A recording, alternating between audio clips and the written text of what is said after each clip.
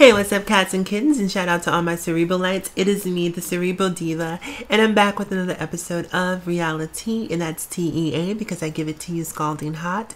So grab your cups, grab your saucers, gather around, and let's all take a sip of this Real Housewives of Atlanta tea. All right, you guys, so Peter Thomas, or formerly of the Real Housewives of Atlanta, because apparently since he and Cynthia are no longer together, there's really not a purpose for him to be on the show. There was a video that surfaced of a brawl between Peter and Matt, and apparently the confrontation stems from advice that Peter gave to Matt, suggesting that he go to Kenya for money and be compensated for being a part of her storyline on The Real Housewives of Atlanta.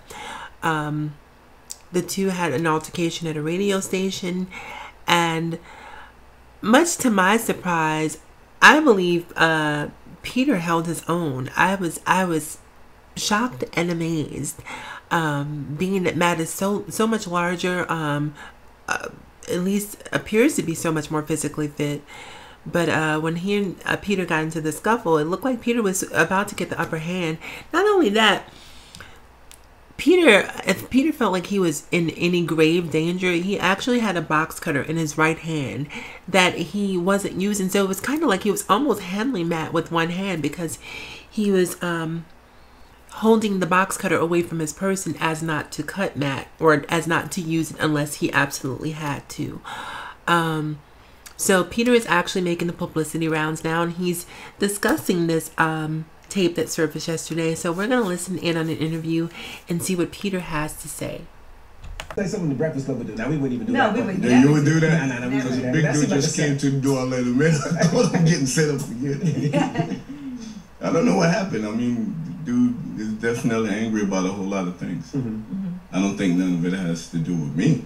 Right. You know, he was on the show for 2 seasons. I only taped with him 5 times in 2 years.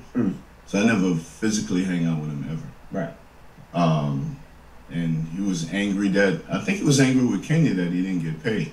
Yeah, like they said you told him that he should get. No, he said that. He asked us after the final episode. Me and Todd was going out to a club, and he came with us. And he asked us if we get compensated from our spouse, and we said, of course we do. It's our spouse. You know what I'm saying? And he said, well, I don't. You don't want to break me off. And I said, you should have probably negotiated that at the beginning of the season, not at the end. Right. You know, because it was the last show. You know, and I believe he approached her, and she basically told him to F off. She wasn't giving him nothing. Oh, he wanted her to pay him, not the show. Well, no, they pay the females on the show, and then the females break off the spouses. Yeah, that's usually how it works. Okay. And I don't think she gave him anything. You know, he helped her fix up the house. You know, he was part of her storyline. So he didn't get anything, and I don't think he was invited to the reunion because she didn't want him to be there. Right. Well, she had some issues with him as well. Yeah, he was kicking in doors and stuff like that. He's very threatening. He's a little scary, and he did some crazy posts on Instagram. So he's just a wild dude. So it's just like, you know, you one of the volatile people you got to be careful around. Yeah, you know, our first experience when we taped in Jamaica, you know, I just met him for the first time. And, you know, like I asked him how old he was, and he told me, he was like, I think he said 28, 29. I said, I got a son that age. And he says, what do you do with son in me? Whoa. I said, no, I got a son that age.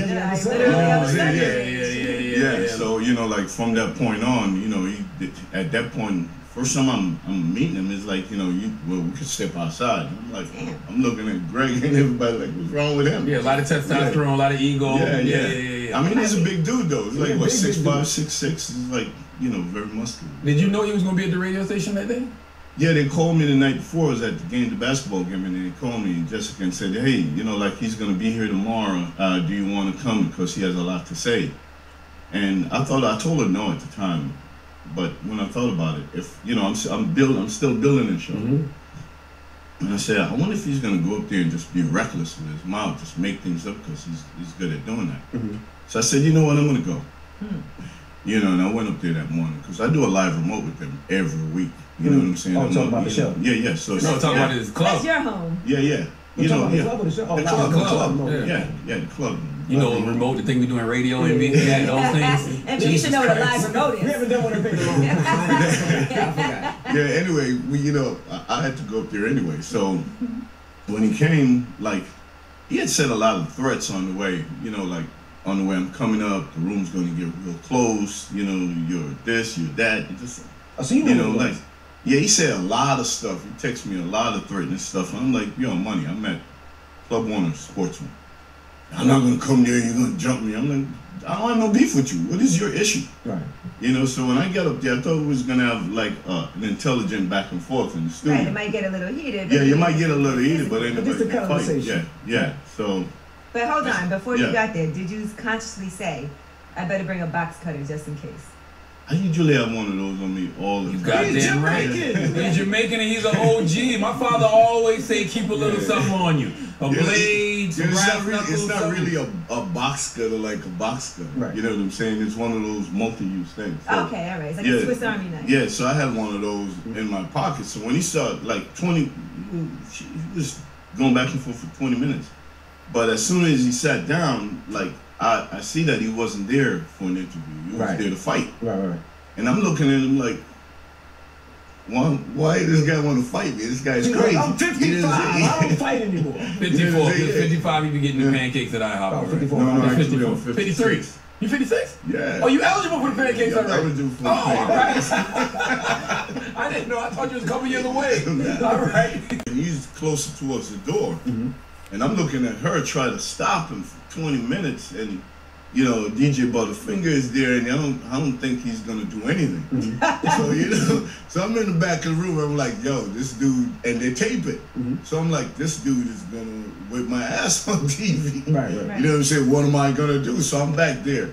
Even when he threw the water bottle and hit me, I'm like, oh, man, this is about to really happen. Right. You know what I'm saying? So I'm just there. I'm like, okay, he's going to come because I'm not going towards him. So he's going to come and I'm just going to have to watch his moves. You know what I'm saying? Well, I seen you put the knife in your jacket pocket.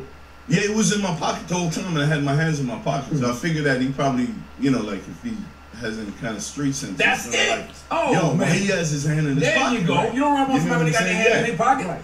You know, so I figured that would deter him from even coming in my direction. Right, you don't know because what's he don't in know your what I pocket. got. Right. You know what I'm saying? But I mean, like, I don't think he has any street sense whatsoever. He's young, no training. Yeah. I remember one time I had an OG. So I know you still had it. I have one. When you got into you it, threw like him in the, the dope field, yeah, you put him pretty in, you put him in the Caribbean headlock. He got out of it. Immediately, like you was on top of him, like your strength was there. Did you know you still had it, Pete? Yo, that was, you know, trying to stay alive. Yeah, He's a survival. big dude. Because if Yeah. he had got on me and started pounding on me, and I have that in my hand, I probably would cut him. You had to. You know what I'm saying? When's Just, the last time you had an altercation before this? Like a physical altercation? My staff is always telling me to stay out of things because every time something go down, I'm usually like this instinct's always there to break it up. You know, but I haven't had a fight in a long time. Right. Long since Miami days, I haven't had a fight. Well, it would have been self-defense if you would have cut him, though. I mean, he was aggressive and it you wasn't a red like that. You know. Do you feel like the station shouldn't have had both you guys up there at the same time? Like, why have that type of situation? I really don't think Jessica thought that he was going to be that volatile. You know, I think they assumed that he was going to have some kind of mannerism knowing where he was. Push the mic forward, Sean. But he didn't care about none of that. Right. You know what I'm saying? He just, I don't know why he wanted to beat my ass. You know what I'm I mean, saying? just even seeing how he was toward Kenya, Yeah. and even seeing like certain things that he wrote, he did seem like, I don't think I would want to be in the room with him if we had any type of static. You know, when you're on a network like Bravo, there's a certain behavior pattern that they don't accept. You know, so when he started kicking the windows and stuff like that, I think he made it up to North Carolina a couple of times. My brother called me and said, yo, Matt's at the restaurant. What is he doing there? I don't know. He's looking He for you. drove up there from Atlanta? Yeah, he drove up there. That's a 4-hour drive? 6 No, hours? this is a 3.5-hour drive. He 3.5. drove up there to beat my ass. You know North That's Carolina is what an I open would carry state, don't you, Pete? Yeah, I do. Oh, okay. I'm afraid to carry a gun. Yeah. 'Cause I have a feeling I would use it if somebody comes. Did you press charges? I definitely did. Yeah, Yeah. you press charges. Yeah. I called the deputy chief immediately after it happened because I wanted access to the evidence. You know, and immediately when he left, not even 10 minutes later, his lawyers calling the station to say they can't release it because he didn't sign a waiver. No, he didn't want Yeah. to release because he didn't know that a 56-year-old man was going to handle him. Yeah, that's what I say, but nobody would believe that. You know what I'm saying? Yeah. So my lawyer actually subpoenaed the thing because it's evidence. Right. Now, has he reached out to you since then? No, absolutely not. I think I ran into him. I was on my way to Miami like a month and a half ago in the airport. And I was boarding the plane, and I definitely saw him. His eyes got real big when he saw me, and I whispered something to him as I walked onto the plane. How long ago did this Suck happen? your mother. Suck your mother. That's what you said to her? I said something that's quite along that line, though. You know How what long I'm ago did this saying? happen? Huh? How long ago did this happen? It happened on March 21st. Wow. Okay. Yeah. It took a while to get the tape because they wouldn't release it at all. Wow.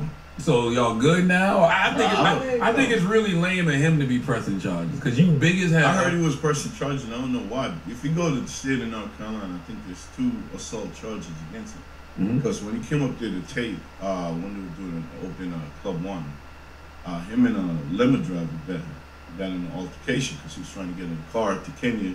The limo driver tried to wind the window up, and he punched the guy in the face. Really? Yeah, then he took off. You know what I'm saying? I had to squash that beef because the officers that worked for me, they wanted to arrest him. I'm like, what are you doing? Why you punch a dude in the face? Oh, he was winding up the window on me. I'm like, you can't do that. So that guy went the next day and pressed charges against him. So if he's anywhere in the state of North Carolina, they're going to arrest him. And, you know, like we have a 20-minute video of him being volatile. And everybody in the world, I mean, you try to stop it, but at least 20 million people see that video now. Absolutely. Everybody saw that he tried to rush me. Or even when he threw the water bottle, I said, you know what? Let me stay hit on this one because he might whip my ass. You know what I'm saying? I wasn't afraid of him, but I know that if I go in that direction and I'm defending myself, I knew I would have hurt him with that. Let him be. He didn't see that coming. Yeah. Now, on the reunion show, we seen you just walk right off, laughing, and you seem like a little tipsy. Why did you just walk off? What were you tired Man, of? I was fucked up. You can tell. I drank a half a bottle of Kalo and I was done. You know what I'm saying, man? It was just, what the hell you was drinking so much for? You know, when they invite you to these reunion shows, they hold you for like 3-4 hours. You have to wait a long time. And then they isolate you from everyone else. So you're like, I don't have a drink. Yeah, so I'm like, you know, let me just get drunk. Because I don't know what I'm walking into. Is there truth that you do have your own show? Because I read that they're giving you a show based on your sports bar, Sports One. Yeah, I was told that. You were told that, or you already agreed to it? And we negotiate. Okay, that'll be good. So who's gonna be the other players on the show? Like your bartenders and stuff like that? Yeah, bottle girls, bartenders, You got some nice ones? It's beautiful. Okay. It's a very nice venue, by the way. I was there. Thank you. What about your ex-wife? Is she gonna be on the show? I don't think so. No. But I talked to her. We're cool. We're real cool. You know, I didn't settle for half. I took nothing, so we were real cool. We're really cool. But now when you got these bartenders from your club that's gonna be on the show, do you get a little percentage of their contracts too? You know what? That's part of the stuff that has to be worked. Negotiated, yeah. So in case one of them blow up and they want to get their own show, you the executive producer. I'm not on the sideline. Yeah. But the one thing. Exactly.